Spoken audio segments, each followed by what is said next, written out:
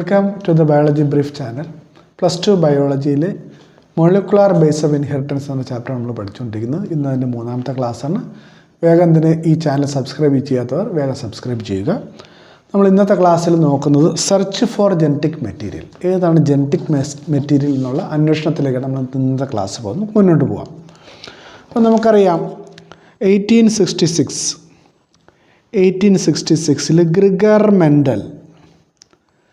Gregor മെൻഡലാണ് basic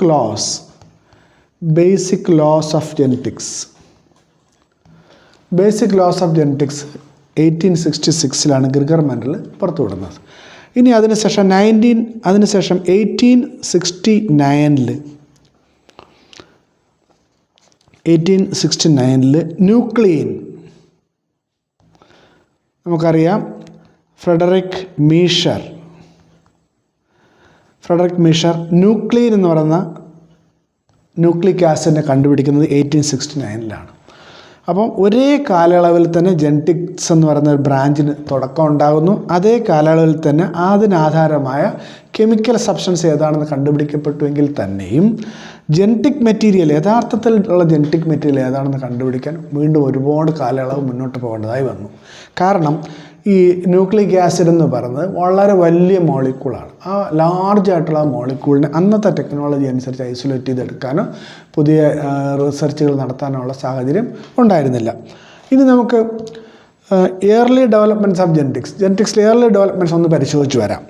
തുടക്കത്തിൽ നമ്മൾ പറഞ്ഞു 1866 നമ്മൾ പറഞ്ഞു ഗ്രിഗർ മെൻഡലിൻ്റെ കാര്യം പറഞ്ഞു. Gregor Mendel basic laws of genetics അദ്ദേഹം പറഞ്ഞത് 2 factors controlling a character. അതായത് ഗ്രിഗർ മെൻഡലിൻ്റെ ആ കണ്ടുപിടുത്തം ബേസിക് ലോസ് ഡിപ്ലോയിഡ്സിനാണ് ബാധകമായിട്ടുള്ളത്. ഡിപ്ലോയിഡ് ഓർഗാനിസം നമുക്കറിയാം 2 സെറ്റ് ക്രോമസോംസ് ഉള്ള ഡിപ്ലോയിഡ് ഓർഗാനിസംസ്. അതിനെ തുടർന്ന് 1900 ആയപ്പോഴത്തേക്ക് ഡിവ്രീസ്, കോറൻസ്, ഷെർമാക്, ഈ 3 സയൻറ്റിസ്റ്റുമാർ മെൻഡലിൻ്റെ കണ്ടുപിടുത്തം അപ്രൂവ് ചെയ്തു. അതായത് നമ്മൾ പറയും റീഡിസ്കവറി ഓഫ് മെൻഡലിസം. കഴിഞ്ഞ ചാപ്റ്റർ പഠിച്ചവർക്കറിയാം, മെൻഡൽ ആദ്യം ബേസിക് ലോസ് ഒക്കെ മെൻഡലിൻ്റെ കണ്ടുപിടുത്തങ്ങൾ തുടക്കത്തിൽ വന്നപ്പോൾ ആരും അംഗീകരിച്ചിരുന്നില്ല. മെൻഡലിൻ്റെ കണ്ടുപിടുത്തങ്ങൾക്ക് അംഗീകാരം ലഭിക്കുന്നത് 1900 3 സയൻറ്റിസ്റ്റുമാർ അത് റീഡിസ്കവർ ചെയ്യുമ്പോഴാണ്.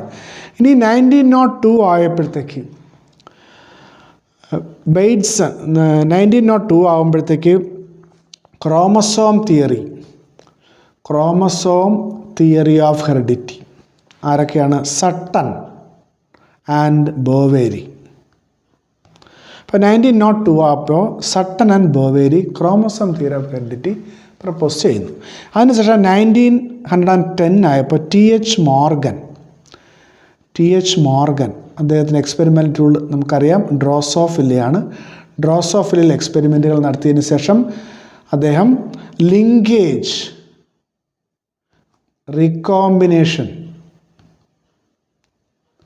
ലിങ്കേജിനെ കുറിച്ചും റീകോമ്പിനേഷനെ പറ്റിയൊക്കെ അദ്ദേഹം കൂടുതൽ കണ്ടുപിടുത്തങ്ങൾ നടത്തിയത് 1910.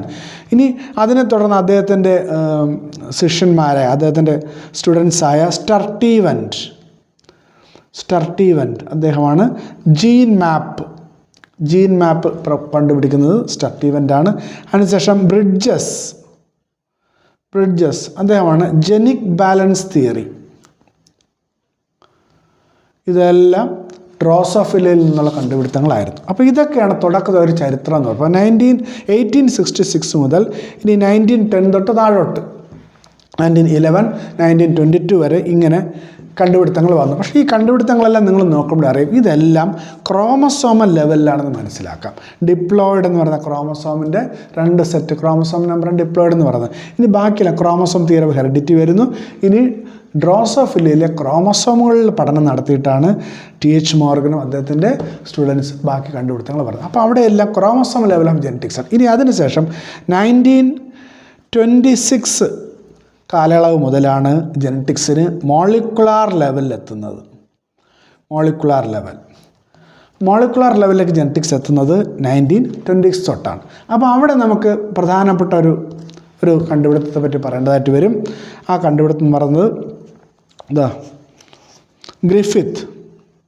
Frederick Griffith. അപ്പോൾ ഫ്രെഡറിക് ഗ്രിഫിത്ത് എന്ന് പറയുന്ന സയൻറ്റിസ്റ്റിനെ കണ്ടുപിടുത്താണ് നമ്മൾ അവിടെ നമുക്ക് പ്രത്യേകമായിട്ട് പറയാനുള്ളത്. അപ്പോൾ അദ്ദേഹം ന്യൂമോണിയ കോസ് ചെയ്യുന്ന ബാക്ടീരിയം, അതിൻ്റെ പേരെന്താണ്? സ്ട്രെപ്റ്റോകോക്കസ് ന്യൂമോണിയേ എന്ന് പറയുന്ന ന്യൂമോണിയ കോസ് ചെയ്യുന്ന ബാക്ടീരിയത്തിലാണ് അദ്ദേഹത്തിൻ്റെ എക്സ്പെരിമെൻറ്റ് നടത്തിയത്. ഈ സ്ട്രെപ്റ്റോകോക്കസ് ന്യൂമോണിയ ബാക്ടീരിയത്തിന് 2 സ്ട്രെയിനുകളുണ്ട്. ഒരു സ്ട്രെയിനാണെങ്കിൽ സ്മൂത്ത് ഷൈനി കോളനി ഉണ്ടാക്കുന്ന ആ സ്ട്രെയിനെ അദ്ദേഹം സ്മൂത്ത് സ്ട്രെയിൻ അല്ലെങ്കിൽ എസ് സ്ട്രെയിൻ എന്ന് വിളിച്ചു. അതുപോലെ റഫായിട്ടുള്ള കോളനി ഉണ്ടാക്കുന്നതിന് അദ്ദേഹം റഫ് സ്ട്രെയിൻ എന്ന് പറഞ്ഞു, അല്ലെങ്കിൽ ആർ സ്ട്രെയിൻ എന്ന് പറയും. ഇനി ഈ സ്മൂത്ത് സ്ട്രെയിൻ്റെ പ്രത്യേകത അത് ക്യാപ്സുലേറ്റഡ് ആണ്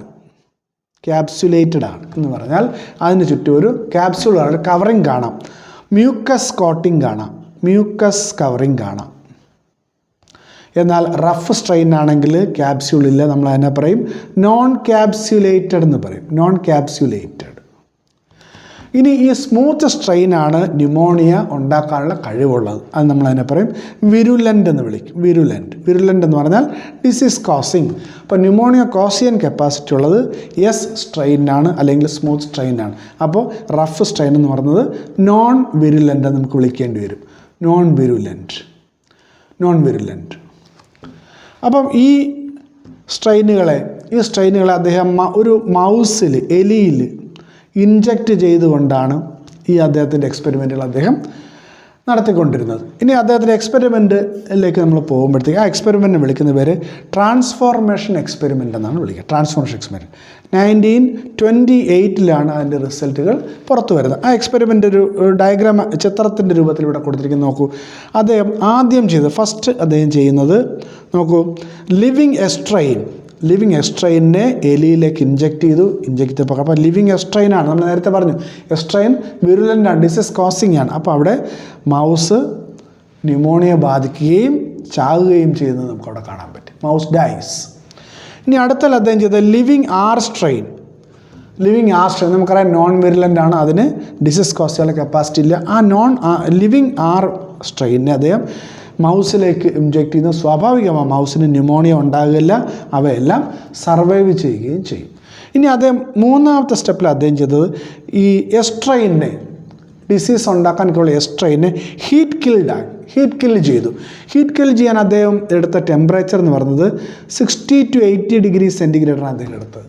അത് ഈ ടെമ്പറേച്ചർ തിരഞ്ഞെടുക്കാനൊരു കാരണമുണ്ട്. കാരണം ലൂയി പാസ്റ്റർ പറഞ്ഞിട്ടുണ്ട് കംപ്ലീറ്റ് സ്റ്റെറിലൈസേഷൻ നടത്താൻ വേണ്ടിയിട്ട് 92 ഡിഗ്രി സെൻറ്റിഗ്രേഡിലാണ് കംപ്ലീറ്റ് സ്റ്റെറിലൈസേഷൻ നടക്കുക. എന്ന് പറഞ്ഞാൽ നമ്മൾ 92 ഡിഗ്രി സെൻറ്റിഗ്രേഡ് അതിന് മുകളിൽ ചൂടാക്കി കഴിഞ്ഞാൽ എല്ലാ ബയോളജിക്കൽ സിസ്റ്റവും നശിച്ചു പോകും. അങ്ങനെ ബയോളജിക്കൽ സിസ്റ്റം മുഴുവൻ നശിക്കാതിരിക്കാനാണ് നമ്മുടെ ഗ്രിഫിത്ത് 60 to 80 ഡിഗ്രി സെൻറ്റിഗ്രേഡ് തിരഞ്ഞെടുത്തത്. അപ്പോൾ ആ ടെമ്പറേച്ചറിൽ ഹീറ്റ് കില്ല് ചെയ്തതിന് ശേഷം എസ്ട്രെയിൻ ആയിട്ടുള്ള ഈ ബാക്ടീരിയത്തിന് അദ്ദേഹം മൗസിൽ ഇഞ്ചക്റ്റ് ചെയ്തു. പക്ഷേ ഹീറ്റ് കിൽഡ് എസ്ട്രെയിന് ന്യൂമോണിയ ഉണ്ടാക്കാൻ കഴിഞ്ഞില്ല, മൗസെല്ലാം സർവൈവ് ചെയ്തു. അപ്പോൾ ഹീറ്റ് കിൽഡ് ആയിട്ടുള്ള എസ്ട്രെയിന് ഡിസീസ് കോസ് ചെയ്യാനുള്ള കപ്പാസിറ്റി ഇല്ല. അടുത്ത നോക്കൂ, നാലാമത്തെ സ്റ്റെപ്പിലേക്ക് വന്നപ്പോഴത്തേക്ക് ലിവിങ് ആസ്ട്രെയിനെയും ഹീറ്റ് കിൽഡ് എസ്ട്രെയിനെയും കൂടെ ചേർത്തൊരു മിക്സർ ഉണ്ടാക്കി. അപ്പോൾ അവിടെ ഉള്ളത് ലിവിങ് ആസ്ട്രെയിനും ഹീറ്റ് കിൽഡ് എസ്ട്രെയിനുമാണ്. അതിൻ്റെ ഒരു മിക്സ്ചർ ഉണ്ടാക്കി അതിന് റാറ്റിൽ ഇഞ്ചെക്റ്റ് ചെയ്തു. മൗസിൽ ഇഞ്ചെക്റ്റ് ചെയ്തപ്പോൾ അവയ്ക്ക് ഡിസീസ് ഉണ്ടാകുന്നതായിട്ട് കണ്ടു. ഡിസീസ് ഉണ്ടായിട്ട് മൗസ് ചാകുന്നത് കണ്ടു. മാത്രമല്ല ഈ മൗസിൻ്റെ ബോഡിയിൽ നിന്നും ലിവിങ് എസ്ട്രെയിൻ ഐസൊലേറ്റ് ചെയ്യുകയും ചെയ്തു. അതാണ്. അപ്പം ഹീറ്റ് കിൽഡ് എസ്ട്രെയിൻ കൊടുത്തപ്പോൾ ആ മൗസിൻ്റെ ബോഡിയിൽ നിന്നും ലിവിങ് എസ്ട്രെയിൻ അവിടെ ഐസൊലേറ്റ് ചെയ്യാൻ വേണ്ടി കഴിഞ്ഞു. അപ്പോൾ ഇതിൽ നിന്നും ഗ്രിഫിത്ത് ചില കൺക്ലൂഷനിലേക്ക് എത്തി. അദ്ദേഹം പറഞ്ഞു ഏതോ ഒരു കെമിക്കൽ കോമ്പൗണ്ട് ഇവിടെ ഈ ലിവിങ് ആസ്ട്രെയിനെ ട്രാൻസ്ഫോം ചെയ്തു. അപ്പം ലിവിങ് ആസ്ട്രെയിൻ എന്ത് സംഭവിച്ചു? ലിവിങ് ആസ്ട്രെയിന് ലിവിങ് എസ്ട്രെയിനായിട്ട് മാറി. അപ്പം ആർസ്ട്രെയിന് ഇവിടെ മാറ്റം സംഭവിച്ചു. ഇതിനാണ് അദ്ദേഹം ട്രാൻസ്ഫോർമേഷൻ എന്ന് വിളിച്ചു. Transformation. Living R strain is transformed into living A strain. അപ്പോൾ അവിടെ ഒരു ട്രാൻസ്ഫോർമേഷൻ പ്രിൻസിപ്പിൾ, ഏതോ ഒരു വസ്തു, ആ വസ്തു ഇവിടെ ലിവിങ് ആയിട്ടുള്ള ആ സ്ട്രെയിനെ, അല്ലെങ്കിൽ രോഗമുണ്ടാക്കാൻ കഴിവില്ലാത്ത ആ സ്ട്രെയിനെ രോഗമുണ്ടാക്കാൻ കഴിവുള്ള എസ്ട്രെയിനാക്കി മാറ്റി. ആ ട്രാൻസ്ഫോർമേഷൻ പ്രിൻസിപ്പിൾ ഏതാണ് എന്ന് ഐഡൻറ്റിഫൈ ചെയ്യാനായിട്ട് ഗ്രിഫിത്തിന് കഴിഞ്ഞില്ല. പക്ഷേ ഇത് നമ്മൾ ഈ മോളിക്കുലർ ജെനറ്റിക്സിലെ ഒരു റിമാർക്കബിൾ കണ്ടുപിടുത്തമെന്നും ജെനറ്റിക് മെറ്റീരിയലിൻ്റെ അന്വേഷണത്തിലെ ആദ്യത്തെ സ്റ്റെപ്പാണിതെന്ന് നമ്മൾ പറയും. ഇനി നമ്മൾ മുന്നോട്ട് പോകുമ്പോഴത്തേക്ക് അടുത്ത ഒരു എക്സ്പെരിമെൻറ്റിലേക്കാണ് നമ്മൾ പോകുന്നത്. ഈ എക്സ്പെരിമെൻറ്റിലൂടെ കണ്ടെത്തിയിരിക്കുന്നത് biochemical characterization of transformation principle. Transforming principle ഇവിടെ കണ്ടുപിടിച്ചത് ഗ്രിഫിത്താണ്. ട്രാൻസ്ഫോർമേഷൻ പ്രിൻസിപ്പിൾ എന്ന് പറയും. ആ ഗ്രിഫിത്തിൻ്റെ ട്രാൻസ്ഫോർമേഷൻ പ്രിൻസിപ്പിളിൻ്റെ കെമിക്കൽ നേച്ചർ എന്താണെന്ന് കണ്ടെത്തിയ എക്സ്പെരിമെൻ്റാണ് നമ്മൾ ഇനി പഠിക്കാൻ പോകുന്നത്. ഇതാരാണ് ചെയ്തതെന്ന് ചോദിച്ചാൽ 3 സയൻറ്റിസ്റ്റുമാരാണ്. ഒന്ന് ആവറി, മാക്ലിയോഡ്, മെക്കാർട്ടി. ഈ 3 സയൻറ്റിസ്റ്റുമാർ എക്സ്പെരിമെൻ്റ്. ഈ കാലയളവെന്ന് പറയുന്നത് 1933 to 1944 കാലയളവിൽ കുറേ സമയം എടുത്തുകൊണ്ടാണ് ഈ എക്സ്പെരിമെൻറ്റ് കംപ്ലീറ്റ് ചെയ്തത്. അപ്പോൾ ഈ ഒരു എക്സ്പെരിമെൻറ്റിലേക്ക് അവരെന്ത് ചെയ്തു? ഗ്രിഫിത്തിൻ്റെ എസ് സ്ട്രെയിൻ ന്യൂമോകോക്കസ് അല്ലെങ്കിൽ എസ്ട്രെയിൻ ബാക്ടീരിയം, ഗ്രിഫിത്തിൻ്റെ എസ്ട്രെയിൻ ബാക്ടീരിയം അത് അവരെടുക്കുന്നു. അതിനെ അവർ ഹീറ്റ് കിൽഡ്. ഗ്രിഫിത്ത് ഏത് ടെമ്പറേച്ചറാണോ ഉപയോഗിച്ചത് അതേ ടെമ്പറേച്ചർ ഉപയോഗിച്ചുകൊണ്ട് തന്നെയാണ് ഹീറ്റ് കിൽ ചെയ്തിരിക്കുന്നത്. ഹീറ്റ് കിൽ ചെയ്തതിന് ശേഷം അവരതിനെ സെൻട്രിഫ്യൂഗേഷൻ നടത്തി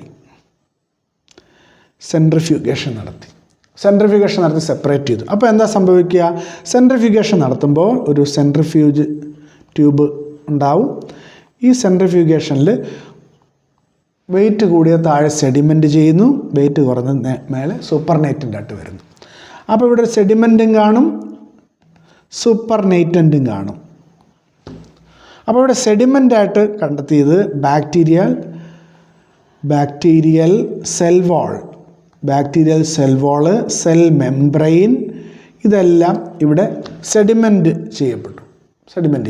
ഇനി ഇവിടെ സൂപ്പർനേറ്റൻ്റായിട്ട് ഇവിടെ കണ്ടെത്തിയത് പ്രോട്ടീനുണ്ട്, അതുപോലെ DNA.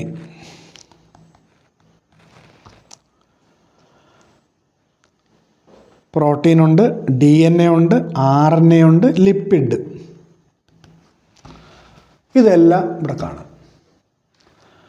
അപ്പോൾ സൂപ്പർനേറ്റൻറ്റിൽ ഓർഗാനിക് കോമ്പൗണ്ട് കാണാം, സെഡിമെൻറ്റിൽ ബാക്ടീരിയൽ സെൽ വാളും സെൽ മെംബ്രെയിൻ. ഇവരെന്ത് ചെയ്തു? ഈ സൂപ്പർനേറ്റൻറ്റിനെ മാത്രം ഐസൊലേറ്റഡ് ഓർ സെപ്പറേറ്റഡ് സൂപ്പർനേറ്റൻറ്റിനെ സെപ്പറേറ്റ് ചെയ്തു.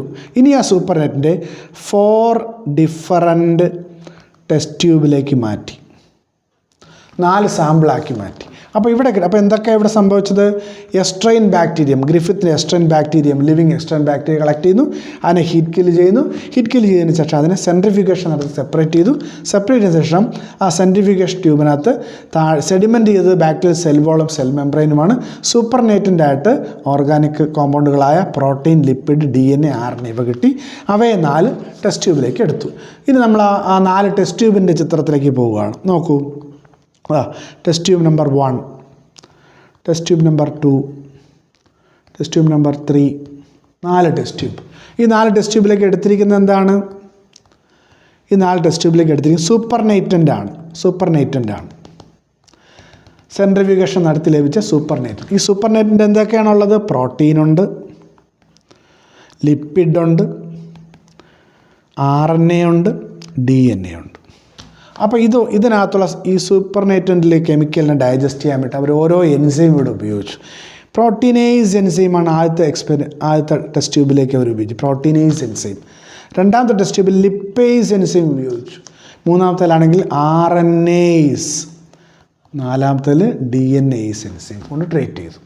അപ്പോൾ ഒന്നാമത്തെ ടെസ്റ്റ് ട്യൂബിലെ റിസൾട്ട് എന്തായിരിക്കും? ഒന്നാമത്തെ ടെസ്റ്റ് ട്യൂബിൽ ഈ പ്രോട്ടീനേസ് കൊണ്ട് ട്രീറ്റ് ചെയ്ത ഈ സൂപ്പർനേറ്റൻറ്റിനെ അവർ റാറ്റിൽ ഇഞ്ചെക്റ്റ് ചെയ്തു. ഇഞ്ചെക്റ്റ് ചെയ്തപ്പോൾ എന്താണ്? ന്യൂമോണിയ ഉണ്ടാകുന്നു. Pneumonia causes without protein. അപ്പോൾ എന്താ ഈ ഇൻഫറൻസ് വരാൻ കാരണം? അപ്പോൾ ഈ ഒന്നാമത്തെ ടെസ്റ്റ് ട്യൂബിൽ അവർ പ്രോട്ടീനേസ് എൻസൈം ഉപയോഗിച്ചപ്പോൾ ഈ സാമ്പിളിലുള്ള പ്രോട്ടീൻ ഡൈജസ്റ്റായി മാറി. എന്നാലും ഈ എക്സ്ട്രാക്റ്റ് റാറ്റിൽ ഇൻജെക്റ്റ് ചെയ്തപ്പോൾ ന്യൂമോണിയ വരികയും ന്യൂമോണിയ വന്നു. അതിൻ്റെ അർത്ഥം പ്രോട്ടീൻ അല്ല ന്യൂമോണിയ ഉണ്ടാക്കുന്നത്, വേറെ ഏതോ കോമ്പൗണ്ടാണെന്ന് മനസ്സിലാക്കാം. രണ്ടാമത്തെ ലിപ്പേസ് ആണ് അവർ ഉപയോഗിച്ചത്. ലിപ്പേസ് ഉപയോഗിച്ചപ്പോഴത്തേക്ക് ഈ ഒരു സാമ്പിൾ ലിപ്പേസ് കൊണ്ട് ട്രീറ്റ് ചെയ്തതിന് ശേഷം ഇതിനെയും മൗസിൽ ഇൻജെക്റ്റ് ചെയ്തു. അപ്പോഴും ന്യൂമോണിയ ഉണ്ടാകുന്നതായിട്ട് കണ്ടെത്തി. Pneumonia causes. അപ്പോൾ ന്യൂമോണിയ കോസസ് എക്സെപ്റ്റ് ലിപ്പിഡ്സ്. അപ്പോൾ ലിപ്പിഡ്സ് ഇല്ലെങ്കിലും ന്യൂമോണിയ ഉണ്ടാകും. അപ്പോൾ ലിപ്പിഡ് അല്ല ഇവിടുത്തെ കോസേറ്റീവ് ഏജൻറ്റ് എന്ന് അവർക്ക് ട്രാൻസ്ഫോം പ്രിൻസിപ്പിൾ ലിപ്പിഡ് അല്ല എന്ന് മനസ്സിലായി. ഇനി മൂന്നാമത്തേതിൽ RNAs ആണ് ഉപയോഗിച്ചത്. ഇത് RNA ഡൈജസ്റ്റ് ചെയ്യും. അപ്പോൾ ഈ ഒരു സാമ്പിളും മൗസിൽ ഇൻജെക്റ്റ് ചെയ്യുമ്പോൾ അവിടെയും ന്യൂമോണിയ ഉണ്ടാകുന്നു. റാറ്റെല്ലാം ഡൈ ആകുന്നു. അപ്പോൾ അവിടെ നമുക്ക് ഇൻഫർ ചെയ്യാം ഈ സാമ്പിളും ന്യൂമോണിയ ഉണ്ടാകുന്നു എക്സെപ്റ്റ് RNA ഇല്ലെങ്കിലും ആ സാമ്പിൾ ന്യൂമോണിയ കോസ്. അപ്പോൾ RNAക്ക് ന്യൂമോണിയ കോസേജുമായിട്ട് യാതൊരു ബന്ധവുമില്ല. ഇനി അടുത്ത നാലാമത്തെ സാമ്പിളിലേക്ക് വരുമ്പോഴത്തേക്ക് നമുക്കറിയാം ഇവിടെ DNA എൻസൈമാണ്. DNA എൻസൈം ഉപയോഗിക്കുമ്പോൾ അവിടെ DNA എല്ലാം ഡീജനറേറ്റ് ചെയ്ത് പോകും, ഡിഗ്രേഡ് ചെയ്ത് പോകും അല്ലേ? അപ്പോഴെന്ത് പറ്റും? അവിടെ നോ ന്യൂമോണിയ. അവിടുത്തെ ഇൻഫറൻസ് മാറി. ന്യൂമോണിയ ഈ സാമ്പിള് റാറ്റിൽ ഇൻജെക്റ്റ് ചെയ്യുമ്പോൾ റാറ്റിന് ന്യൂമോണിയ ഉണ്ടാകുന്നില്ല. അപ്പോൾ ഇതിൽ നിന്നാണ് ഇവർ കണ്ടെത്തുന്നത് the transformation principle is nothing but DNA. അപ്പം ആവറി, മെക്ലിയോഡ്, മെക്കാർത്തി ഇവർ ക്ലിയറായിട്ട് പറയുന്നു ട്രാൻസ്ഫോർമേഷൻ പ്രിൻസിപ്പിളിൻ്റെ കെമിക്കൽ നേച്ചർ എന്ന് പറയുന്നത് DNA ആണ്. അപ്പോൾ DNA ആണ്. അപ്പോൾ DNAക്ക് ഒരു ഇൻഡിവിജ്വലിൻ്റെ ക്യാരക്ടർ ചേഞ്ച് ചെയ്യാൻ കഴിവുണ്ട്. അപ്പോൾ ക്യാരക്ടർ ചേഞ്ച് ചെയ്യാൻ കഴിവുണ്ടെങ്കിൽ ആ കോമ്പൗണ്ട് നമ്മൾ പറയും ജനറ്റിക് മെറ്റീരിയൽ നമുക്ക് വിളിക്കേണ്ടി വരും. അപ്പോൾ ഒരു ഇൻഡിവിജ്വലിൻ്റെ ക്യാരക്ടർ ചേഞ്ച് ചെയ്യാൻ കപ്പാസിറ്റി ഉള്ള കെമിക്കൽ ഏതാണ് അത് നമുക്ക് ജനറ്റിക് മെറ്റീരിയൽ എന്ന് വിളിക്കേണ്ടത്. അപ്പോൾ ഇവിടെ DNA ആണ് ട്രാൻസ്ഫോർമേഷൻ പ്രിൻസിപ്പിൾ കണ്ടെത്തി വെച്ചിരിക്കുകയാണ്. ഇനി അടുത്ത് നമ്മൾ മറ്റൊരു എക്സ്പെരിമെൻറ്റിലേക്കാണ് പോകുന്നത്. ഈ എക്സ്പെരിമെൻറ്റിൻ്റെ പ്രത്യേകത unequivocal proof four DNA as genetic material. Genetic material DNA ആണെന്ന് യാതൊരു സംശയവുമില്ലാതെ തെളിയിക്കപ്പെട്ട എക്സ്പെരിമെൻ്റാണ് നമ്മൾ ഇനി പഠിക്കാൻ പോകുന്നത്. ഈ എക്സ്പെരിമെൻ്റ് നടത്തിയത് Alfred Hershey and Martha chase. നമ്മൾ ഷോർട്ട് ഫോമിൽ പറയും ഹെർഷി ആൻഡ് ചേസ് ആണ് ഈ എക്സ്പെരിമെൻ്റ് നടത്തിയിട്ടുള്ളത്. ഇവർ എക്സ്പെരിമെൻ്റ് നടത്താൻ ഉപയോഗിച്ച എക്സ്പെരിമെൻ്റൽ ടൂൾ എന്ന് പറയുന്നത് ബാക്ടീരിയോഫേജ് ആണ്. T2 ബാക്ടീരിയോഫേജ് ആണ്. എന്താണ് ബാക്ടീരിയോഫേജിൻ്റെ പ്രത്യേകത? ബാക്ടീരിയോഫേജ് ഒരു ബാക്ടീരിയത്തിനെ ആണ് ആക്രമിക്കുക. അപ്പം T2 ബാക്ടീരിയോഫേജ് എസ്ക്രീഷ്യ കോളൈ അല്ലെങ്കിൽ ഈ കോളൈ ബാക്ടീരിയത്തിനാണ് ആക്രമിക്കുന്നത്. ഇനി ബാക്ടീരിയോഫേജ് സെലക്ട് ചെയ്യാൻ കാരണം എന്താണെന്ന് വെച്ചാൽ ബാക്ടീരിയോഫേജ് വളരെ സിമ്പിളായിട്ടുള്ളൊരു ഓർഗാനിസമാണ്. അപ്പോൾ ഒരു ബാക്ടീരിയോഫേജ് പരിശോധിച്ചാൽ അതിന് ഒരു പ്രോട്ടീൻ ക്യാപ്സ്യൂൾ കാണാം. അതുപോലെ തന്നെ ഒരു ജനറ്റിക് മെറ്റീരിയൽ കാണാം, ദാറ്റ് ഇസ് DNA. അപ്പോൾ DNA എന്ന് പറയുന്ന ജനറ്റിക് മെറ്റീരിയൽ അതിനെ കവർ ചെയ്തുള്ള പ്രോട്ടീൻ ക്യാപ്സ്യൂളും കൂടെ ചേർത്താണ് ഒരു ബാക്ടീരിയോഫേജ് നിർമ്മിച്ചിരിക്കുന്നത്. ഇനി ഇവിടെ നമ്മുടെ ചോദ്യം ജനറ്റിക് മെറ്റീരിയൽ ഏതാണ്? പ്രോട്ടീനാണോ? Whether genetic material is protein or DNA. ഇപ്പോൾ ഇവിടെ പ്രോട്ടീൻ വേഴ്സസ് DNA ആണ് ഇവർ കണക്കിലെടുത്തത്. അപ്പോൾ ഹെർഷി ആൻഡ് ചേസ് എക്സ്പെരിമെൻറ്റ് തുടങ്ങുമ്പോഴത്തേക്ക് അവർ തീരുമാനിച്ചത് ജനറ്റിക് മെറ്റീരിയൽ പ്രോട്ടീൻ ആണോ DNA ആണോ എന്ന് കണ്ടെത്തണം. അപ്പോൾ അതിന് ബാക്ടീരിയോഫേജ് സെലക്ട് ചെയ്തു. ബാക്ടീരിയോഫേജിൻ്റെ സ്ട്രക്ചർ നമ്മൾ പറഞ്ഞു. ഈ ബാക്ടീരിയോഫേജ് ഈ കൊളയെ അറ്റാക്ക് ചെയ്യുന്നതെന്ന് വിചാരിക്കുക. ഈ കൊളയെ അറ്റാക്ക് ചെയ്യുമ്പോൾ സ്വാഭാവികമായും അപ്പോൾ അന്നറിയാം ഒരു ബാക്ടീരിയോഫേജ് ബാക്ടീരിയത്തിനെ ആക്രമിച്ചു കഴിഞ്ഞാൽ ഈ ബാക്ടീരിയത്തിൻ്റെ മെഷീനറി ഉപയോഗിച്ചാണ് അവ സ്വന്തം റെപ്ലിക്കേഷൻ നടത്തുക. അപ്പോൾ ഈ ബാക്ടീരിയോഫേജിൻ്റെ കോപ്പികൾ ഉണ്ടാകുന്നത് ഈ ബാക്ടീരിയത്തിൻ്റെ മെഷീനറി ഉപയോഗിച്ചാണ്. അപ്പോൾ അങ്ങനെ റെപ്ലിക്കേഷൻ ഉണ്ടാക്കാനായിട്ട് ജനറ്റിക് മെറ്റീരിയൽ ഏതാണോ അത് ബാക്ടീരിയത്തിനുള്ളിലേക്ക് കടത്തിവിട്ടേ മതിയാകൂ. അപ്പോൾ ഈ ബാക്ടീരിയത്തിനുള്ളിലേക്ക് കടത്തിവിടുന്നത് പ്രോട്ടീനാണോ DNA ആണോ? ഇതാണ് ഇവിടുത്തെ ചോദ്യം. അപ്പോൾ അവർ ഈ പ്രോട്ടീൻ നമുക്കറിയാം, പ്രോട്ടീനിലാണെങ്കിൽ സൾഫർ പ്രസൻ്റ് ആണ്, ഫോസ്ഫറസ് ഇല്ല. ന്യൂക്ലിക് ആസിഡിൽ ഫോസ്ഫറസ് ഉണ്ട്, സൾഫർ ഇല്ല. അപ്പം പ്രോട്ടീനിലെ യുണീക്ക് കോമ്പൗണ്ടാണ് സൾഫർ. അതുപോലെ തന്നെ ന്യൂക്ലിക് ആസിഡിലെ യുണീക്ക് എലിമെൻ്റാണ് ഫോസ്ഫർ. ഇതിൻ്റെ ഐസോട്ടോപ്പ്, റേഡിയോ ആക്റ്റീവ് ഐസോട്ടോപ്പുകൾ ഉപയോഗിച്ചാണ് അവർ ഈ എക്സ്പെരിമെൻറ്റ് നടത്തിയത്. അപ്പോൾ സൾഫറിൻ്റെ S35 എന്നുള്ള ഐസോട്ടോപ്പും ഫോസ്ഫറസിൻ്റെ P32 എന്നുള്ള ഐസോട്ടോപ്പാണ് അവർ ഉപയോഗിച്ചത്. അപ്പം S35 അവർ കുറേ ബാക്ടീരിയോഫേജിനെ വളർത്തി. സാമ്പിൾ 1 ആയിട്ട് അവർ S35 കൾച്ചർ ചെയ്ത കുറേ ബാക്ടീരിയോഫേജ് ഉണ്ടായിരുന്നു. Bacteriophage cultured in S35. Sample 2 അവർ P32 കൾച്ചർ ചെയ്ത കുറേ ബാക്ടീരിയോഫേജ് ഉണ്ട്. അപ്പോൾ 2 സ്ട്രെയിൻ ബാക്ടീരിയോഫേജുകളുണ്ട്. അപ്പോൾ നമ്മൾ അടുത്ത ടെക്സ്റ്റിലെ പടം ഇതുപോലെ ഇവിടെ വച്ചിരിക്കുകയാണ്. അതുപോലെ ഈ എക്സ്പെരിമെൻറ്റിന് മൂന്ന് സ്റ്റേജുകളുണ്ടായിരുന്നു ഈ എക്സ്പെരിമെൻറ്റ്. ആദ്യത്തെ സ്റ്റേജ് ഇൻഫെക്ഷൻ, രണ്ടാമത്തെ ബ്ലെൻഡിങ്, മൂന്നാമത്തെ സെൻട്രിഫ്യൂഗേഷൻ. നമുക്ക് അതിലേക്ക് വരാം. അത് ഒന്നാമത്തെ ടെസ്റ്റ് ഈ കാണിച്ചിരിക്കുന്നത്, ഫസ്റ്റ് എക്സ്പെരിമെൻറ്റ് ഈ ഇടതുവശത്ത് കാണിച്ചിരിക്കുന്നത്. എന്താണ് ഇവിടുത്തെ പ്രത്യേകത? ഇവിടെ റെഡ് കളറിലാണ് റേഡിയോ ആക്റ്റീവ് ആയിട്ടുള്ള സാധനം കാണിച്ചിരിക്കുന്നത്. അപ്പോൾ ഈ ഒന്നാമത്തെ റോയിൽ ഈ ഡയഗ്രം നോക്കിയാൽ പ്രോട്ടീൻ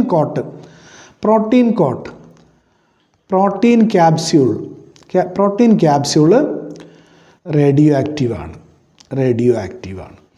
അപ്പോൾ ഫസ്റ്റ് കേസിൽ പ്രോട്ടീൻ ക്യാപ്സ്യൂൾ റേഡിയോ ആക്റ്റീവാണ്. ഇവിടെ റെഡ് കളറിൽ കാണിച്ചിട്ടുണ്ട്. അപ്പോൾ ഇവരെന്ത് ചെയ്തു? ആദ്യത്തെ സ്റ്റെപ്പ് ഇൻഫെക്ഷൻ നടത്തുന്നു.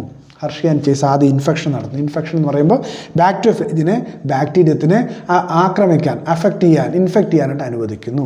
അങ്ങനെ ഇൻഫെക്ഷൻ നടന്നു കഴിഞ്ഞാൽ അല്പസമയത്തിന് ശേഷം, ഇൻഫെക്ഷൻ കഴിഞ്ഞ് കുറച്ച് കഴിയുമ്പോഴത്തേക്ക് ഈ ജനറ്റിക് മെറ്റീരിയൽ ബാക്ടീരിയത്തിനുള്ളിലേക്ക് പോകുന്ന സമയം കൊടുത്തതിന് ശേഷം അവരതിനെ ഒരു ബ്ലെൻഡറിൻ്റെ സഹായത്താൽ, ബ്ലെൻഡർ എന്ന് പറയുന്ന എക്യുപ്മെൻറ്റ് ഈ ബ്ലെൻഡർ എന്ന് പറയുന്ന എക്യുപ്മെൻറ്റിനകത്ത് വെച്ച് ഇതിനെ ഒന്ന് അജിറ്റേറ്റ് ചെയ്യുമ്പോഴത്തേക്ക് ഈ അറ്റാച്ച് ചെയ്ത ഈക്കോളയിൽ അറ്റാച്ച് ചെയ്ത ബാക്ടീരിയോഫേജ് എല്ലാം ഇളകി മാറും. അതാണ് ബ്ലെൻഡിങ് കൊണ്ട് ഉദ്ദേശിക്കുന്നത്. ഈ ചിത്രത്തിൽ കാണാം. ഇവിടെ അറ്റാച്ച് ചെയ്തിട്ട് ഇളകി മാറുന്നത് ഈ ചിത്രത്തിൽ കാണാൻ നിങ്ങൾക്ക്. ഇനി അടുത്ത സ്റ്റെപ്പിൽ സെൻട്രിഫ്യൂഗേഷനാണ് നടത്തുക. അപ്പം മൂന്നാമത്തെ സ്റ്റേജിൽ സെൻട്രിഫ്യൂഗേഷൻ നടത്തുമ്പോൾ സെൻട്രിഫ്യൂജ് ട്യൂബ്, അവിടെ നമുക്ക് സെഡിമെൻ്റ് ചെയ്തതും സൂപ്പർനേറ്റൻറ്റും സെഡിമെൻറ്റും കാണാൻ പറ്റും. അപ്പോൾ ഇവിടെ സെഡിമെൻ്റ് ചെയ്തിരിക്കുന്നത് എന്താണ്? ബാക്ടീരിയൽ സെല്ലാണ് സെഡിമെൻ്റ് ചെയ്തിട്ടുള്ളത്. ഇനി സൂപ്പർനേറ്റൻറ്റിൽ കാണുന്ന എന്താണ്? പ്രോട്ടീൻ ക്യാപ്സ്യൂൾ അല്ലെങ്കിൽ വൈറൽ ക്യാപ്സ്യൂളാണ് സെഡിമെൻറ്റിൽ കാണുക. അപ്പോൾ ഈ ഒരു സെൻട്രിഫ്യൂജ് ട്യൂബിനെ നമ്മളൊരു ലൈറ്റ് ഇല്ലാത്ത സ്ഥലത്ത്, ഇരുട്ടത്ത് വയ്ക്കുകയാണെങ്കിൽ ഇവിടെ നമുക്ക് മേളത്തെ ഭാഗത്തിൽ ഇലൂമിനേറ്റ് ചെയ്യുന്നത് കാണാം. കാരണം ഇവിടെ പ്രോട്ടീൻ ക്യാപ്സ്യൂളാണ് റേഡിയോ ആക്റ്റീവ് ആയിട്ടുള്ളത്. അപ്പോൾ മേളത്തെ ഭാഗം ഇലൂമിനേറ്റ് ചെയ്യുന്നത് കാണാം. അതിൽ നിന്ന് മനസ്സിലാക്കാം പ്രോട്ടീൻ ബാക്ടീരിയൽ സെല്ലിനുള്ളിലേക്ക് കടന്നിട്ടില്ലെന്ന് മനസ്സിലാക്കാം. ഇനി സെക്കൻഡ് സ്റ്റേജിലേക്ക് വരുമ്പോൾ ഇവിടുത്തെ പ്രത്യേകത എന്താണ്? രണ്ടാമത്തെ എക്സ്പെരിമെൻറ്റ് നോക്കുമ്പോഴത്തേക്ക് കാണാം DNA is radioactive. DNA ആണ് വൈറൽ DNA is radioactive. അപ്പോൾ ഇവിടെ റെഡ് കളറിൽ കാണിച്ചിരിക്കുന്നത് വൈറൽ DNA ആണ്. അപ്പോൾ ഈ റേഡിയോ ആക്റ്റീവ് ലേബൽ ചെയ്ത DNA ഉള്ള ഈ വൈറസിനെ അവർ ഇൻഫെക്ഷൻ അനുവദിക്കുന്നു. അപ്പോൾ അവ വന്ന് ഈ കോളയിൽ അറ്റാച്ച് ചെയ്യുന്നു. അല്പസമയം കഴിഞ്ഞാൽ ബ്ലെൻഡിങ്ങിന് വിധേയമാക്കും. അപ്പോൾ ഈ വൈറൽ പാർട്ടികൾ ഡിറ്റാച്ച് ആവും. മൂന്നാമത്തെ സ്റ്റേജായിട്ട് അവർ തന്നെ സെൻട്രിഫ്യൂഗേഷൻ നടത്തുമ്പോഴത്തേക്ക് അവിടെയും നമുക്ക് സെൻട്രിഫ്യൂജ് ട്യൂബ് കിട്ടുന്നു. ആ സെൻട്രിഫ്യൂജ് ട്യൂബ് നിങ്ങൾ പരിശോധിച്ചാൽ അവിടെയും സെഡിമെൻ്റ് കാണാം, സൂപ്പർനേറ്റൻറ്റും കാണാം. സെഡിമെൻറ്റിൽ എന്താണ്? സെഡിമെൻറ്റിൽ നമുക്കറിയാം ബാക്ടീരിയൽ സെല്ലാണ്. സൂപ്പർനേറ്റൻറ്റിൽ വൈറൽ ക്യാപ്സ്യൂളാണ്. അപ്പോൾ ഈ ഒരു സെൻട്രിഫ്യൂജ് ട്യൂബിനെ നമ്മൾ ഡാർക്കിൽ വയ്ക്കുകയാണെങ്കിൽ, ഡാർക്ക്നെസ്സിൽ പ്ലേസ് ചെയ്ത് കഴിഞ്ഞാൽ ഈ താഴത്തെ ഭാഗത്തുനിന്നും റേഡിയേഷൻ വന്ന് ഇത് ഇലൂമിനേറ്റ് ചെയ്യുന്നത് കാണാൻ പറ്റും. അതിൻ്റെ അർത്ഥം നമ്മൾ റേഡിയോ ലേബൽ ചെയ്ത DNA എവിടെ ഇരിക്കുന്നു? ബാക്ടീരിയൽ സെല്ലിനാണ് ഇവിടെ ഇരിക്കുന്നത്. അപ്പോൾ ബാക്ടീരിയൽ സെല്ലിനുള്ളിൽ കടന്നത് ആരല്ല? പ്രോട്ടീൻ അല്ല, DNA ആണ്. അങ്ങനെയാണ് അവർ DNA is the genetic material എന്ന് അസന്നിഗ്ധമായിട്ട് തെളിയിച്ചത് ഈ ഒരു എക്സ്പെരിമെൻറ്റിൻ്റെ സഹായത്താലാണ്. അപ്പോൾ ബാക്ടീരിയൽ സെല്ലിനേക്ക് ഉള്ളിൽ കടന്ന ജനറ്റിക് മെറ്റീരിയൽ പ്രോട്ടീൻ അല്ല, DNA ആണ്. അപ്പോൾ ഈ എക്സ്പെരിമെൻറ്റ് ക്ലിയർ ആയിട്ട് മനസ്സിലാക്കുക. നമ്മളിനി മുന്നോട്ട് പോകുമ്പോഴത്തേക്ക് അടുത്ത കൺസെപ്റ്റ് എന്ന് പറയുന്നത് പ്രോപ്പർട്ടീസ് ഓഫ് ജനറ്റിക് മെറ്റീരിയലാണ്. അപ്പോൾ ഇവിടെ DNA അപ്പോൾ പ്രോട്ടീൻ അല്ല DNA ആണെന്ന് നമ്മൾ കഴിഞ്ഞ എക്സ്പെരിമെൻറ്റിൽ കണ്ടു. ഇനി DNA ആണോ RNA ആണോ? 2 ന്യൂക്ലിക് ആസിഡുകളുണ്ട്, DNA RNA. ഇതിൽ ആരാണ് ജനറ്റിക് മെറ്റീരിയൽ എന്നുള്ളതാണ് അടുത്ത ചോദ്യം. അപ്പോൾ why is DNA predominant genetic material? എന്താണ് DNA പ്രിഡോമിനൻറ്റ് ജനറ്റിക് മെറ്റീരിയൽ ആകുന്നത്? വേറാസ് RNAക്ക് ചില പ്രത്യേക കഴിവുകളുണ്ട്. RNAക്ക് മെസ്സഞ്ചർ ആകാം, അതുപോലെ അഡാപ്റ്റർ മോളിക്യൂളാകാം. അഡാപ്റ്റർ മോളിക്യൂളും മെസ്സഞ്ചറൊക്കെയായി RNA പ്രവർത്തിക്കുമ്പോഴും DNA എന്തുകൊണ്ടാണ് പ്രിഡോമിനൻറ്റ് ജനറ്റിക് മെറ്റീരിയലായിരിക്കുന്നത്? അടുത്തൊരു ചോദ്യം. അതിൻ്റെ ഉത്തരത്തിലേക്ക് പോകുന്നതിന് മുമ്പ് നമ്മൾ ആദ്യം DNA RNA നമ്മൾ ചില വ്യത്യാസങ്ങൾ നമ്മുടെ മനസ്സിനകത്തുണ്ടെങ്കിൽ അത് പെട്ടെന്ന് നമുക്ക് ആ കൺക്ലൂഷനിലേക്ക് പോകാൻ പറ്റും. നോക്കൂ, DNA ഡബിൾ സ്റ്റാൻഡേർഡ് ആണ്, RNA സിംഗിൾ സ്റ്റാൻഡേർഡ് ആണ്. ഇനി ഡബിൾ സ്റ്റാൻഡ് ആയതുകൊണ്ട് തന്നെ ആ ഡബിൾ സ്റ്റാൻഡുകൾ കോംപ്ലിമെൻ്ററി സ്റ്റാൻഡുകളായിരിക്കും. അപ്പോൾ ആ സ്റ്റാൻഡുകൾ ഒരു സ്റ്റാൻഡിന് കോംപ്ലിമെൻ്ററി ആയിട്ടായിരിക്കും അടുത്ത സ്റ്റാൻഡ് വരിക. മാത്രമല്ല ഇവിടെ എന്താണ് ബേസ് പെയറിംഗ് കാണാം, റെഗുലർ ബേസ് പെയറിംഗ് കാണാം. എന്നാൽ ഈ കോംപ്ലിമെൻ്ററി എന്ന് പറഞ്ഞാൽ RNAക്ക് ബാധകമല്ല. പക്ഷേ RNA ഒക്കേഷണൽ ബേസ് പെയറിങ്ങിന് വിധേയമാകും. ആവശ്യമെങ്കിൽ കോംപ്ലിമെൻ്ററി സ്റ്റാൻഡുകൾ അടുത്തടുത്ത് വന്നാൽ RNAയിലും ബേസ് പെയറിംഗ് നടക്കും. നമ്മൾ tRNA പഠിച്ചപ്പോൾ കണ്ടതാണ്. ഇനി ഇവിടെ ഷുഗർ, റൈബോ ഷുഗർ, RNAയിൽ കാണുന്നത് ഡിയോക്സി റൈബോസ് ആണ്. അപ്പോൾ ഡിയോക്സി റൈബോസ് ഷുഗർ നമ്മൾ പരിശോധിക്കുകയാണെങ്കിൽ 2' കാർബണിൽ, സെക്കൻഡ് കാർബണിൽ ഹൈഡ്രജനാണ് കാണുന്നത്. എന്നാൽ റൈബോസ് ഷുഗർ, RNAയിലെ റൈബോസ് ഷുഗറിലാണെങ്കിൽ 2' OH ഗ്രൂപ്പാണ് കാണുന്നത്. അപ്പോൾ അതുകൊണ്ട് നമ്മൾ പറയും RNA റിയാക്റ്റീവ് ആണെന്ന് പറയും, DNA ലെസ് റിയാക്റ്റീവ് എന്ന് പറയും. ഇനി RNA റിയാക്റ്റീവ് ആയതുകൊണ്ട് തന്നെ അതിന് കാറ്റലിറ്റിക് ആക്ടിവിറ്റി ഉണ്ട്, DNA കാറ്റലിറ്റിക് ആക്ടിവിറ്റി ഇല്ലെന്ന് പറയാം. ഇനി nitrogenous bases projects inward, nitrogenous bases വളരെ സേഫായിട്ട് ഉള്ളിലേക്ക് പ്രൊജക്റ്റ് ചെയ്താണ് വെച്ചിരിക്കുന്നത്. എന്നാൽ RNAയുടെ കാര്യത്തിലാണ് നൈട്രോജനസ് ബേസിസ് എക്സ്പോസ്ഡ് ആണ്, പ്രൊട്ടക്ഷൻ ഇല്ല അവയ്ക്ക്. ഇനി ടെക്സ്റ്റിൽ പറയുന്ന ഒരു കൺസെപ്റ്റാണ് തൈമിൻ കൺഫേഴ്സ് അഡീഷണൽ സ്റ്റെബിലിറ്റി. അപ്പോൾ DNAയിൽ തൈമിൻ്റെ പ്രസൻസ് DNAക്ക് അഡീഷണൽ സ്റ്റെബിലിറ്റി കൊടുക്കുന്നു എന്ന് പറയുന്നു. അതിൻ്റെ റീസൺ വളരെ വിശദമായിട്ട് പറയേണ്ടതുള്ളതുകൊണ്ട് നമുക്കത് പഠിക്കാൻ പറയുന്നില്ല, അതുകൊണ്ട് ആ ഡീറ്റെയിൽസിലേക്ക് പോകുന്നില്ല. എന്തായാലും തൈമിൻ്റെ പ്രസൻസ് അഡീഷണൽ സ്റ്റെബിലിറ്റി കൊടുക്കുന്നു. RNAയിൽ തൈമിൻ ആബ്സെൻ്റ് ആണ്. അതിന് പകരം നമുക്കറിയാം യുറാസിലാണ് കാണുന്നത്, uracil. Dependent RNA for expression of character. അപ്പോൾ DNAക്ക് ഒരിക്കലും ഡയറക്റ്റായിട്ട് ക്യാരക്ടർ എക്സ്പ്രസ് ചെയ്യാൻ കഴിയുന്നില്ല. DNAക്ക് ഒരു ക്യാരക്ടർ എക്സ്പ്രസ് ചെയ്യണമെങ്കിൽ RNAയുടെ സഹായമാണ്, അതൊരു പരിമിതിയാണ്. എന്നാൽ RNAയെ സംബന്ധിച്ച് RNAക്ക് directly code for the synthesis of protein. അതുകൊണ്ട് തന്നെ ഡയറക്റ്റായിട്ട് RNAക്ക് ഒരു ക്യാരക്ടറിനെ എക്സ്പ്രസ് ചെയ്യാൻ കഴിയും. അപ്പോൾ ഈ കാര്യങ്ങളെല്ലാം ഒന്ന് നിങ്ങളെ മനസ്സിൽ വെച്ചിട്ട് നമുക്ക് മുന്നോട്ട് പോകാം. അടുത്ത് പറയുന്നത് what are the criteria for a genetic material? ഒരു ജനറ്റിക് മെറ്റീരിയൽ ഉണ്ടായിരിക്കേണ്ട ക്രൈറ്റീരിയകൾ എന്തെല്ലാം? ടെക്സ്റ്റിൽ അതേ സ്റ്റേറ്റ്മെൻറ്റിൽ ഇവിടെ കൊടുത്തിട്ടുണ്ട്. ഒന്നാമത്തത് it should be able to generate its replica. അതിൻ്റെ റെപ്ലിക്ക ഉണ്ടാക്കാൻ കഴിയണം, അല്ലെങ്കിൽ അതിന് റെപ്ലിക്കേഷൻ നടത്താൻ കഴിയണം. 2, it should be stable chemically and structurally. ആ കോമ്പൗണ്ട് സ്റ്റേബിൾ ആയിരിക്കണം. 3, it should provide the scope for slow changes, that is mutation, that are required for evolution ആവശ്യമുള്ള സ്ലോ ചേഞ്ചസിന് വിധേയമാകണം. 4, it should be able to express itself in the form of Mendelian characters express ചെയ്യാൻ അവയ്ക്ക് കഴിയണം. നമുക്കിതിൽ ഓരോന്നായിട്ട് നോക്കാം. അപ്പോൾ ഇവിടെ നമ്മുടെ ചോദ്യം, ഈ ജനറ്റിക് മെറ്റീരിയൽ DNA ആണോ RNA ആണോ എന്നുള്ളതാണ് നമ്മുടെ ചോദ്യം.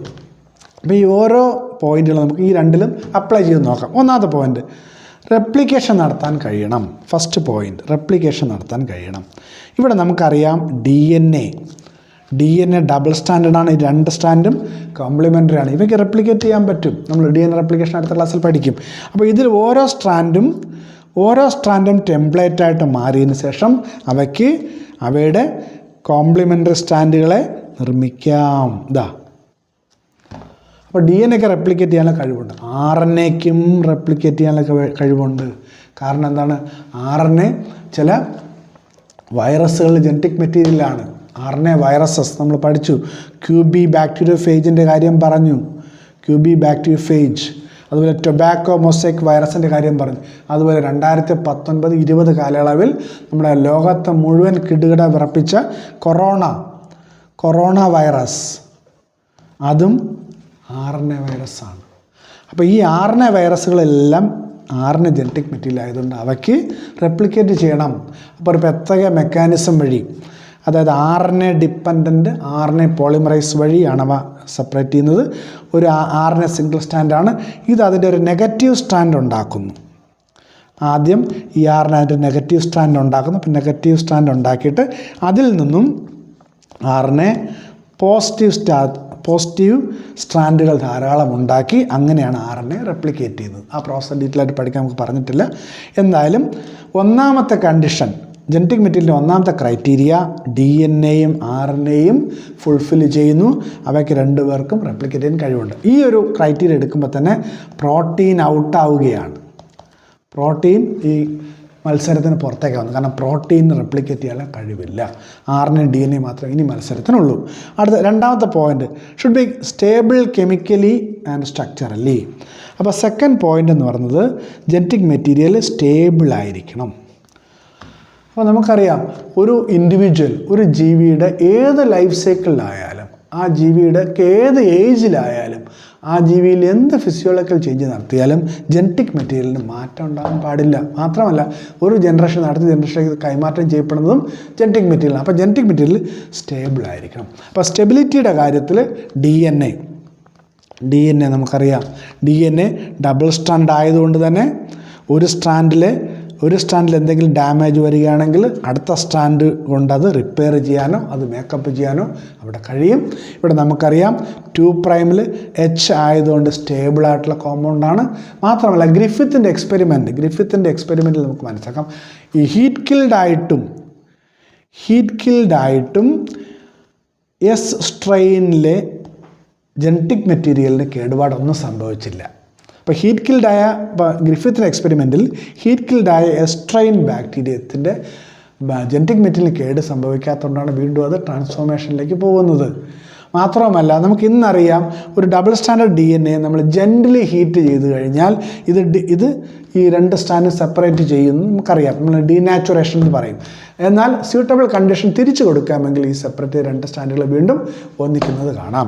അപ്പം DNA മോർ സ്റ്റേബിൾ ആണെന്ന് നമുക്ക് മനസ്സിലാക്കാം. ഇനി RNA കാര്യം എടുക്കുകയാണെങ്കിൽ, RNA കാര്യം പരിശോധിക്കുകയാണെങ്കിൽ RNA നമുക്കറിയാം തികച്ചും അൺസ്റ്റേബിളാണ്. കാറ്റലിറ്റിക് ആക്ടിവിറ്റി ഉള്ള മോളിക്യൂളാണ്, അൺസ്റ്റേബിളാണ്.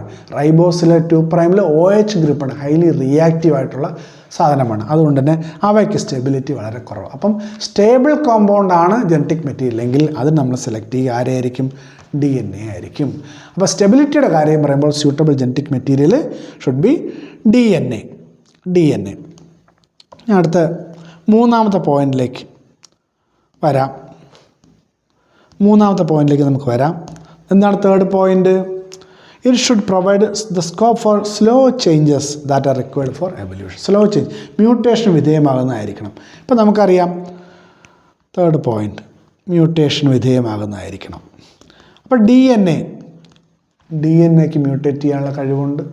നമുക്കറിയാം ഓർഗാനിക് എവല്യൂഷൻ നമ്മൾ നോക്കുമ്പോൾ DNAക്ക് മ്യൂട്ടേറ്റ് സംഭവിച്ച് പുതിയ ക്യാരക്ടേഴ്സ് ഡെവലപ്പ് ചെയ്താണ് പുതിയ ജീവികൾ ഒറിജിനേറ്റ് ചെയ്ത് നമുക്കറിയാം. അപ്പോൾ DNAക്ക് മ്യൂട്ടേഷൻ സംഭവിക്കാൻ വളരെ സാധ്യതയുണ്ട്. ഇനി RNA നോക്കണേ. RNA സ്മോൾ മോളിക്യൂളാണ്. അവയിലെ നൈട്രജൻ ബേസസ് എക്സ്പോസ്ഡ് ആണ്. അവയ്ക്ക് വളരെ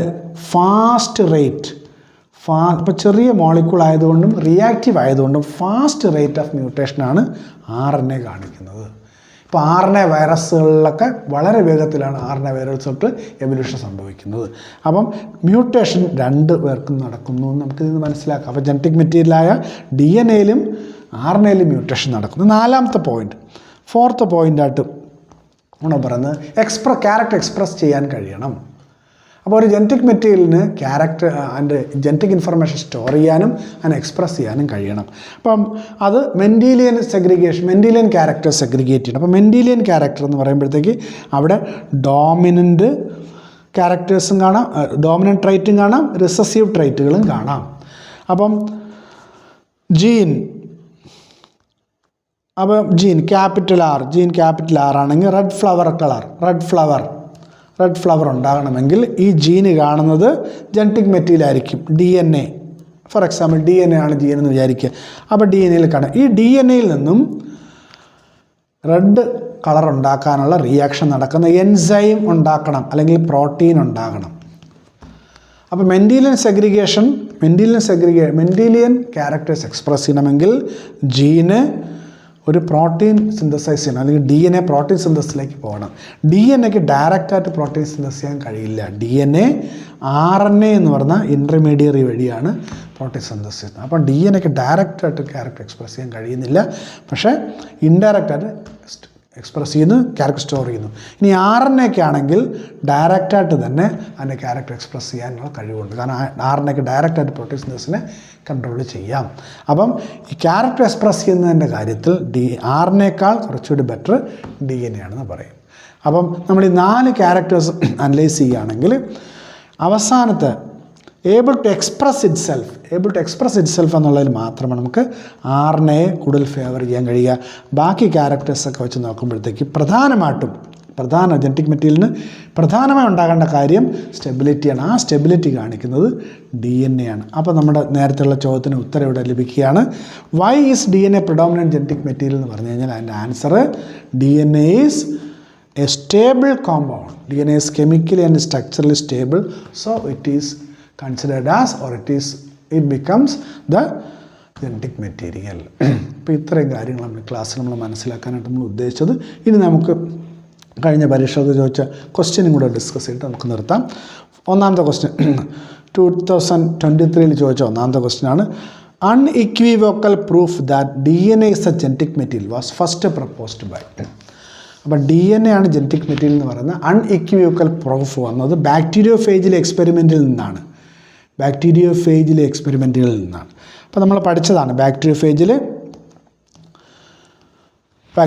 റേഡിയോ ആക്റ്റീവ് ഐസോട്ടോപ്പ് വെച്ച് എക്സ്പെരിമെൻറ്റ് നടത്തിയത് Alfred Hershey and Martha chase ആണ്, ഇവരാണ്. അപ്പം ഈ ക്വസ്റ്റിന് ആൻസർ നമ്മൾ ഓപ്ഷൻ 2 നമ്മൾ പോകും. Option 2, Alfred Hershey and Martha chase. Unequivocal proof that DNA is a genetic material was first proposed by Hershey and Chase. അടുത്ത ക്വസ്റ്റ്യനിലേക്ക് നമ്മൾ പോകുമ്പോൾ നോക്കൂ, 2 statements given below are 2 statements. Statement 1, RNA mutate at a faster rate. Statement 2, viruses having RNA genome and shorter lifespan mutate and evolve faster. Choose the correct answer. Statement 1 is true, but statement 2 is false. Statement 1 is false, 2 is true. Both statements are true. Both statement 1 and 2 are false. ഇപ്പോൾ ഒന്നാമത്തെ statement നമുക്ക് നോക്കാം. RNA mutate at a faster rate. നമുക്കറിയാം RNA highly reactive ആണ്. RNA highly reactive ആയതുകൊണ്ട് തന്നെ അത് faster റേറ്റിൽ മ്യൂട്ടേറ്റ് ചെയ്യും. ആ സ്റ്റേറ്റ്മെൻറ്റ് ശരിയാണ്, കറക്റ്റാണ്. ഇനി അങ്ങനെ അവ വേഗം മ്യൂട്ടേറ്റ് ചെയ്യുന്നതുകൊണ്ട് തന്നെ RNA വൈറസുകൾ ഷോർട്ട് ലൈഫ് സ്പാൻ കാണും, അവയും വേഗം മ്യൂട്ടേറ്റ് ചെയ്ത് വേഗം ഇവോൾവ് ചെയ്യും. സ്റ്റേറ്റ്മെൻറ്റ് 2 ശരിയാണ്. അപ്പം നമ്മുടെ ആൻസർ എന്ന് പറയുന്നത് both statements 1 and 2 are true. Third നമ്മൾ ആൻസറിലേക്ക് പോകും. ഇനി അടുത്ത ക്വസ്റ്റ്യനിലേക്ക് പോകുമ്പോൾ നോക്കൂ, Which scientist experimentally proved that DNA is the sole genetic material in bacteriophage? ഇത് വീണ്ടും 2019 ചോദിച്ച ക്വസ്റ്റ്യനാണ്. അപ്പോൾ വീണ്ടും ബാക്ടീരിയോഫേജ് ആണ് ഇവിടുത്തെ ചോദ്യം. ബാക്ടീരിയോഫേജ്. അപ്പോൾ ബാക്ടീരിയോഫേജിൽ ജനറ്റിക് മെറ്റീരിയൽ DNA ആണെന്ന് എക്സ്പെരിമെൻ്റലി പ്രൂവ് ചെയ്തത് ആര്? നമുക്കറിയാം, നേരത്തെ നമ്മൾ പറഞ്ഞു കഴിഞ്ഞു. ഹെർഷി ആൻഡ് ചേസ്, ആൽഫ്രഡ് ഹെർഷിയും മാർത്ത ചേസും, ഇവരാണ് T2 ബാക്ടീരിയോഫേജിൽ ജനറ്റിക് മെറ്റീരിയൽ DNA ആണെന്ന് കണ്ടെത്തിയിരിക്കുന്നത്. എളുപ്പം നമുക്ക് ആൻസറിലേക്ക് പോകാം. ഇനി അവസാനത്തെ ചോദ്യം, question number 4, 2016 A molecule that can act as genetic material must fulfil the criteria given below except. ഇപ്പോൾ താഴെ കൊടുത്തിരിക്കുന്ന ക്രൈറ്റീരിയയിൽ ഏതൊഴികെയുള്ളവയാണ് ഒരു മോളിക്യൂളിന് ഉണ്ടായിരിക്കേണ്ടത്. ഒന്നാമത് നോക്കൂ, ഞാൻ വായിക്കാം. It should B unstable structurally and chemically. It should provide the scope for slow changes that are required for evolution. It should be able to express itself in the form of Mendelian characters. It should be able to generate its replica. അപ്പോൾ ഇങ്ങനെ നമ്മൾ ആദ്യം ആദ്യത്തെ sentence നമ്മൾ ശ്രദ്ധിക്കാതെ താഴെത്തുമ്പോൾ നമ്മൾ ഉത്തരം കിട്ടാത്ത കൺഫ്യൂഷനിലേക്ക് പോകും. കാരണം എന്താ? ഒന്നാമത്തെ സ്റ്റേറ്റ്മെൻറ്റ് ശ്രദ്ധാപൂർവ്വം വായിച്ചു നോക്കൂ. ഇറ്റ് ഷുഡ് ബി അൺസ്റ്റേബിൾ, ആ വാക്കാണ് അവിടെ പോയത്. അപ്പോൾ ജനറ്റിക് മെറ്റീരിയൽ ഒരിക്കലും അൺസ്റ്റേബിൾ ആകാൻ പാടില്ല, അത് സ്റ്റേബിൾ ആയിരിക്കണം. അപ്പോൾ ഈ ക്യാരക്ടറാണ് ഇവിടെ ഓഡ് 1 മാറുന്നത്. ബാക്കി 3 ക്യാരക്ടറും ഒരു ജനറ്റിക് മെറ്റീരിയൽ ഫുൾഫിൽ ചെയ്യേണ്ട ക്രൈറ്റീരിയയുടെ ടെക്സ്റ്റിൽ തന്നെ പറയുന്ന സ്റ്റേറ്റ്മെൻറ്റുകളാണ്. അപ്പം ഈ ചോദ്യത്തിൽ നമ്മൾ ആൻസർ എന്ന് പറയുന്നത് ഓപ്ഷൻ 1 നിങ്ങൾ ആൻസറായിട്ട് മാർക്കേണ്ടി വരും. നിങ്ങൾക്ക് കൺസെപ്റ്റ് മനസ്സിലായെന്ന് വിചാരിക്കുന്നു. Thank you very much.